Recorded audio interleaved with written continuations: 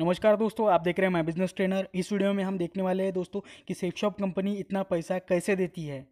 बहुत सारे लोग कहते होंगे कंपनी इतना पैसा दे ही नहीं सकती, कोई भी नेटवर्क मार्केटिंग कंपनी फंसाने का काम है, फंसने का काम है। इतना पैसा कंपनी कैसे दे सकती है, जबकि हम 10,000 15,000 का प्रोडक्ट खरीदते हैं, लाखों रुपए कंपनी दे ही नहीं सकती।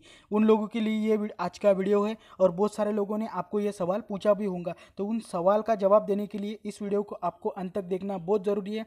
हम सेफशॉप कंपनी का कमीशन किस तरीके से डिस्ट्रीब्यूट होता है, किस तरीके से इतना लाखों रुपया अर्निंग हर हफ्ते कंपनी दे पाती है, तो सारी चीज़ें इस वीडियो में हम देखने वाले हैं। उसके लिए आपको वीडियो लास्ट तक देखना बहुत ज़रूरी रहेगा दोस्तों। इस वीडियो को देखने के बाद में आप किसी को भी पेपर या पेन लेके ये सारी चीज़ें समझा पाएंगे कि नेटवर्क मार्केटिंग इंडस्ट्री में सेफशॉप कंपनी इतना कमीशन कैसे देती है।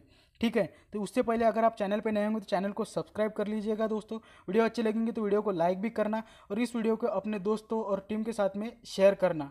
ठीक है, तो चलिए हम देखते हैं दोस्तों। इसके लिए आपको सबसे पहले दो चीज़ें समझना बहुत ज़रूरी है कि ट्रेडिशनल मार्केट और डायरेक्ट सेलिंग इंडस्ट्री में क्या डिफरेंस है। तो सबसे पहले हम ये डिफरेंस जानेंगे। सबसे पहले हम जानेंगे ट्रेडिशनल मार्केट क्या होता है।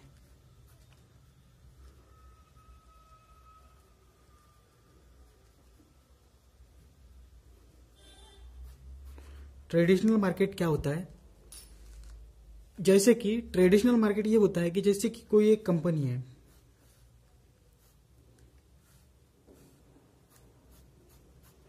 मान लेते हैं कि ये एक कंपनी है जो कि प्रोडक्ट्स का मैन्युफैक्चरिंग करती है।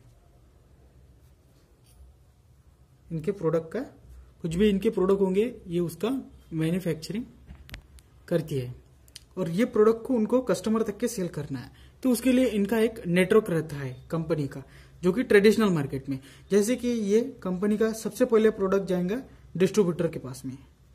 वो कंपनी का जो भी डिस्ट्रीब्यूटर होगा मार्केट में उसके पास में जाएगा।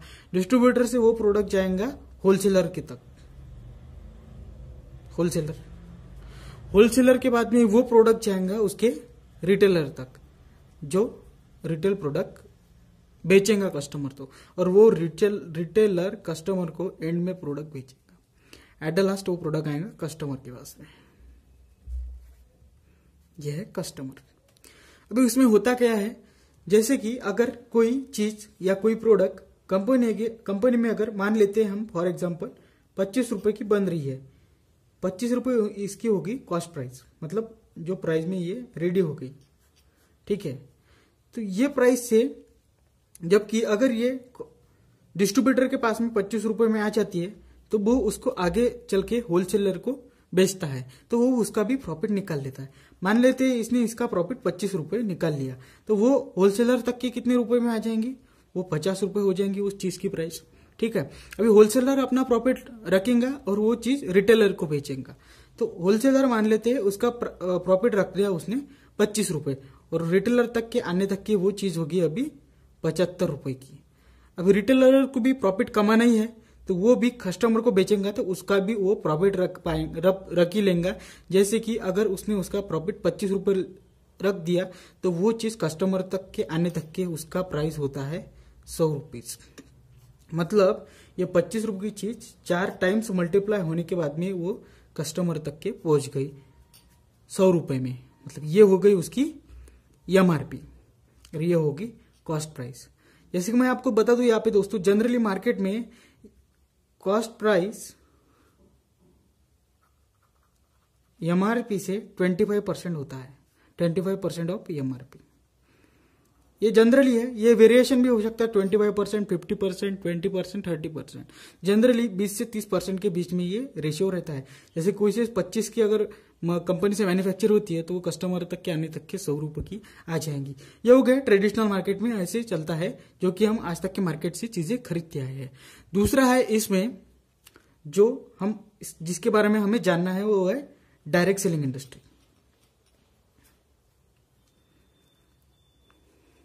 जो कि एमएलएम के माध्यम से आज पूरे वर्ल्ड में काम कर रही है।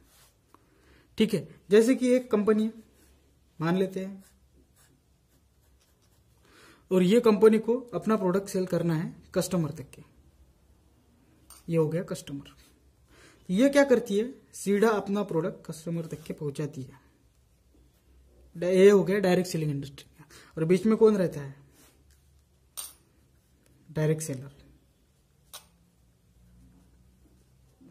ये डायरेक्ट सेलर के माध्यम से डायरेक्टली कंपनी तक पहुंची है। जैसे कि फॉर एग्जांपल ये चीज यहाँ पे अगर 25 रुपए की बनी होंगी तो वो कस्टमर तक के भले ही 100 रुपए तक की जाएंगी। कस्टमर यहाँ से भी ट्रेडिशनल मार्केट से भी यही चीज इतने की खरीद रहा था और डायरेक्ट सेलिंग इंडस्ट्री में भी कस्टमर ने ये चीज इतने की खरीदी।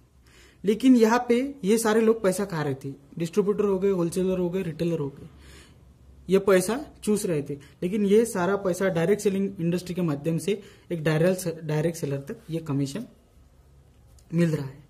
डायरेक्ट सेलिंग इंडस्ट्री के अंदर ऐसा रेवेन्यू जनरेट होता है। ठीक है, इसमें अभी डायरेक्ट सेलर जैसे कि आगे चल के कस्टमर ही डायरेक्ट सेलर बन जाता है, मतलब उसका प्रॉफिट उसको ही मिलने लगता है।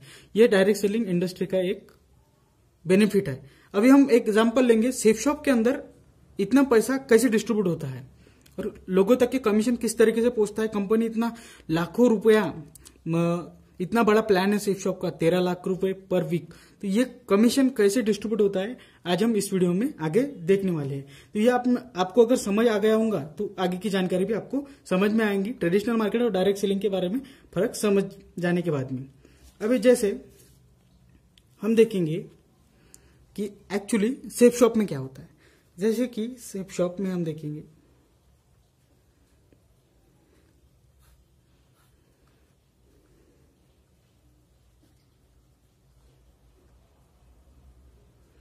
सेफ शॉप का नया प्लान आ गया है दोस्तों, जिसमें बीवी के ऊपर कमीशन डिसाइड होता है। बीवी पॉइंट के ऊपर कमीशन डिसाइड हो रहा है।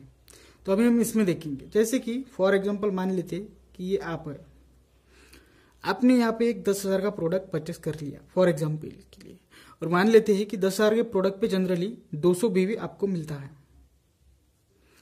ठीक है, और सेफ शॉप का प्लान बाइनरी में चलता है। तो इतना पैसा कैसे मिलता है, जबकि 10,000 रुपए इन्वेस्ट करके आप इस कंपनी में लाखों रुपए आपको इनकम किस तरीके से मिलता है। तो ये इनकम पूरा लीगली मिलता है। तो ये इनकम का प्रूफ मैं आज इस वीडियो में आपको देने वाला हूं। आप इस वीडियो को देखने के बाद में किसी को भी पेपर के ऊपर ये सारी चीजें समझा पाएंगे। जब कोई आपको पूछता है कंपनी 10,000 में इतना पैसा कैसे दे सकती है, ये सवाल बहुत बार आपको पूछते भी होंगे और या आगे चल के लोग जरूर पूछेंगे। तो इस सवाल का जवाब आज ये वीडियो देखने के बाद में आप खुद पेपर पे समझा पाएंगे। ठीक है, फॉर एग्जांपल मान लेते हैं कि कंपनी की शुरुआत यहां से हो गई।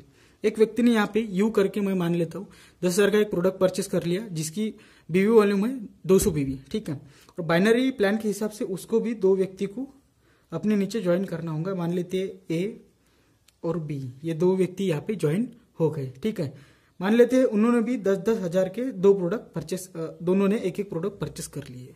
उसका 200 बीवी हो गया और उसका भी 200 बीवी हो गया। ठीक है, अभी मैं बताता हूं आपको डायरेक्ट सेलिंग इंडस्ट्री में क्या होता है। Safe shop company direct selling industry में काम कर रही है, यानी कि 10,000 का प्रोडक्ट अगर आप किसी व्यक्ति को सेल कर रहे हैं इस इंडस्ट्री के माध्यम से, तो कहीं ना कहीं वो प्रोडक्ट 10,000 का नहीं है। जैसे कि मैंने आपको डायरेक्ट सेलिंग के बारे में समझाया है।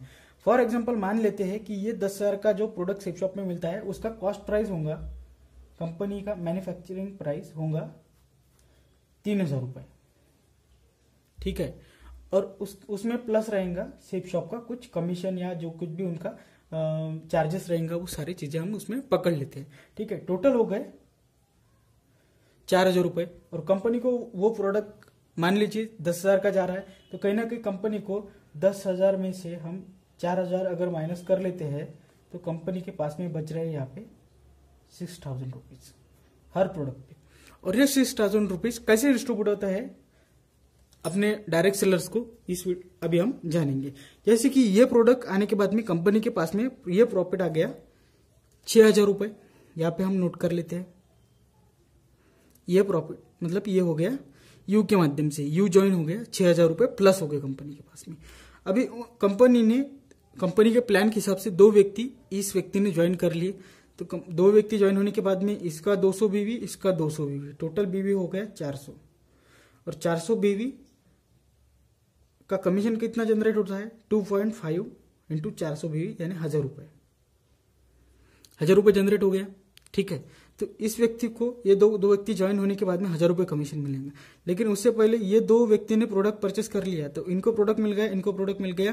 कंपनी को यहाँ पे जैसे इस व्यक्ति के ज्वाइन होने के बाद में 6000 रुपये प्रॉफिट हुआ था, तो इसको भी 6000 रुपये यहाँ पे प्रॉफिट होगा ये 2 व्यक्ति ज्वाइन होने के बाद में। ठीक है, ये 2 व्यक्ति ज्वाइन होने के बाद में कंपनी के पास में 6,000 रुपये प्रॉफिट आ गया, उनको कंपनी ने प्रोडक्ट दे दिया, यानी टोटल कंपनी के पास में आ गए 18,000 रुपये। अभी कंपनी क्या करना है, ये 2 व्यक्ति ज्वाइन होने के बाद में इसको पेमेंट देना है, तो कंपनी इस पे कितना पेमेंट दे रही है उसको 200 200 बीवी 400 बीवी 2.5 1000 रुपये इसका पेमेंट निकल जाएगा। तो 1000 रुपये पेमेंट देने के बाद में हम यहाँ से 1000 रुपये माइनस कर लेते हैं, तो कंपनी के पास में फिर भी 17,000 रुपये बचता है। अभी मान लेते हैं इस ए ने 2 व्यक्ति को ज्वाइन कर लिया, इन्होंने भी 10-10 हजार के चारों ने प्रोडक्ट परचेस कर लिए। ठीक है, इनका नाम EFGH,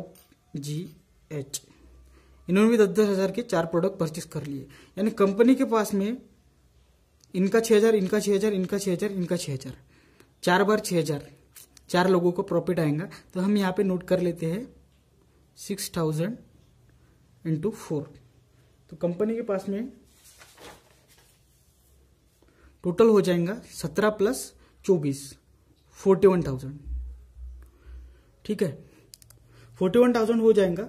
उसके बाद में कंपनी को इनका कमीशन प्रोवाइड करना होगा। जैसे कि ये 2 व्यक्ति ए के माध्यम से आ गए, ये बी के माध्यम से ये 2 व्यक्ति आ गए, तो इनका 1000 रुपये पेमेंट जनरेट हो जाएगा। ठीक है, और इनका भी 1000 रुपये पेमेंट जनरेट हो जाएगा, यानी कंपनी को 1000 दोनों को देना पड़ा, यानी 2000 यहाँ पे उनके माइनस हो गए। अभी साथ ही साथ कंपनी को ये यू के नीचे लेफ्ट में 2 गए, राइट में 2 गए, तो इनको भी कंपनी को 2000 रुपये पेमेंट देना पड़ेगा। ठीक है, यानी कंपनी के पास में 2-2 4,000 रुपये उन्होंने कमीशन दे दिया, कंपनी के पास में फिर भी बचते हैं 37,000 रुपीज। अभी और मान लेते हैं कि ये व्यक्ति ने 2 ज्वाइन कर लिए, ये व्यक्ति ने 2 लोग ज्वाइन कर लिए, ये व्यक्ति ने 2 लोग ज्वाइन कर लिए, और ये भी व्यक्ति ने 2 लोग ज्वाइन कर लिए। यहाँ पे 1 2 3 4 5 6 7 8 लोग ज्वाइन हो गए, यानी कंपनी के पास में प्रॉफिट कितना आ गया, एक व्यक्ति के माध्यम से 6,000 रुपये, तो कंपनी के पास में प्रॉफिट आ जाता है टोटल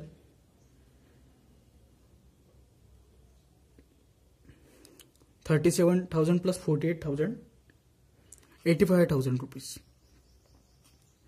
85,000 रुपये टोटल प्रॉफिट आ गया कंपनी के पास में। अभी उसके बाद में कंपनी क्या करेंगी, देखिए दोस्तों, जैसे कि ये ई के नीचे ये 2 लोग ज्वाइन हो गए, एफ के नीचे ये 2 लोग ज्वाइन हो गए, जी के नीचे 2 लोग ज्वाइन हो गए, एच के नीचे 2 लोग ज्वाइन हो गए, यानी इन व्यक्ति को बाइनरी मैच होने पे 1000 ये चारों व्यक्ति को 1000 रुपये मिलेंगे, यानी 4000 रुपये उनका कमीशन यहाँ से माइनस हो जाता है। ठीक है, अभी ये ए के नीचे यहाँ इधर से 2 इधर से 2, यानी लेफ्ट राइट 2-2, और बी के नीचे लेफ्ट राइट 2-2 लोग ज्वाइन हो गए, यानी इसका 2000 पेमेंट जनरेट हो जाएगा ए का, और यहाँ पे बी का भी 2015 पेमेंट जनरेट हो जाएगा। ठीक है, तो यानी ए और बी को यहाँ पे गए 4000 रुपये, और साथ ही साथ यू का भी पेमेंट जनरेट हो जाएगा, क्योंकि यू के लेफ्ट में 4 लोग हो गए ज्वाइन, और यू के राइट में भी 4 लोग ज्वाइन हो गए, सॉरी, तो यहाँ पे यू का भी 4000 रुपये पेमेंट जनरेट हो जाएगा। टोटल कंपनी के 12,000 रुपये कमीशन में डिस्ट्रीब्यूट हो गए। ठीक है, तो यहाँ पे कंपनी के पास में फिर भी बच रहे 73,000। ठीक है, यहाँ पे अब हम जानेंगे बुलसाई के बारे में। ठीक है, फिर भी देखिए दोस्तों, जैसे कि नेटवर्क नीचे नीचे बढ़ रहा है, कंपनी पेमेंट डिस्ट्रीब्यूट करते जा रही है, लेकिन फिर भी कंपनी के पास में प्रॉफिट में पैसा जा रहा है, कभी भी कंपनी यहाँ पे कैलकुलेशन में माइनस नहीं जा रही है। ठीक है, अभी हम बुलसाई के बारे में जानेंगे, बुलसाई पे इतना पेमेंट कैसे देती है कंपनी, जबकि 2 सेल पे 1000 रुपये मिलता है, और बुलसाई में एक ही सेल पे आपको 3,500 से 4,000 के बीच में मिल जाता है। तो यहाँ पे कैसा होता है, इसमें हम जानेंगे।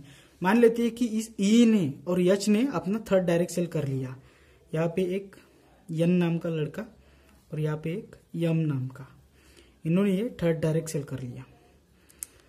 जैसे ही इन्होंने 10,000 का प्रोडक्ट परचेस कर लिया, मान लेते हैं हम, इन्होंने भी 10,000 का प्रोडक्ट परचेस कर लिया, कंपनी की यहाँ पे 6,000 रुपये प्रॉफिट हो गया एक प्रोडक्ट पे।